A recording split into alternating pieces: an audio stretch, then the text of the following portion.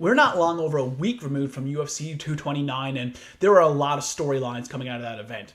I've been really surprised about how many people there are suggesting the rematch is the next fight to make. I'm surprised because a rematch is the very last fight to be made next.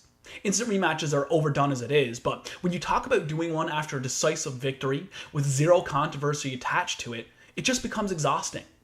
With that being said, the melee after Khabib jumped over the cage completely overshadowed the contest. It was a good fight, and Conor actually did quite well for fighting Khabib's standards. I do think that the long layoff and all of the out-of-the-cage distractions affected McGregor in this fight, though. And I definitely believe that if he was more active like he was years ago, he could have made a much better account of himself.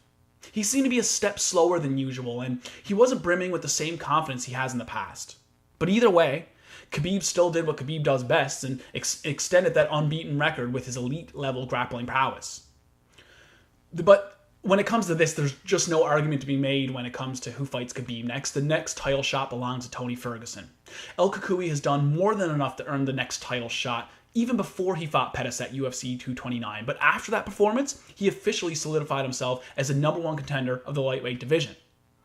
And as amazing as Tony Ferguson is technically, it's his unbreakable confidence and strong mental game that gives him the edge over anybody that stands before him.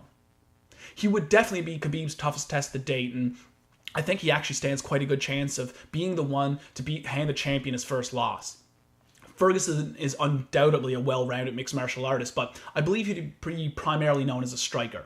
He isn't the fastest in the world, but his punches has huge power, and he does a really good job of splitting the guard with an uppercut or straight punches. He has amazing accuracy, and it's been his striking that has set up a lot of his victories, but he has the kind of unconventional and highly offensive ground game that I think would really make things interesting when it hits the mat versus a champion. Khabib's top game is amongst the best the sport has ever seen. He is really big on wrist control, he takes his time, and this allows him to score big offensively in the ground and pound department. But I feel like even if you're in control from the top like Khabib likes to do, Tony is so damn unconventional that he's going to find a way to create space and attack off the back. I also think that he's going to be able to stand up after being taken down more than once, and Ferguson most definitely has advantage on the feet. There's also the fact that I don't think Ferguson's afraid to be taken down, so this is going to allow him to open up and take a lot more risks when it comes to the striking against Khabib. So enough of this rematch nonsense. I love McGregor, but he's had his crack at beating Khabib and failed. And even though they literally tried making Nurmagomedov versus Ferguson 4 times, and as insanely frustrating as that is for the promotion and the fans, it's time to book that fight one last time. We cannot deny Ferguson this undisputed championship title shot any longer.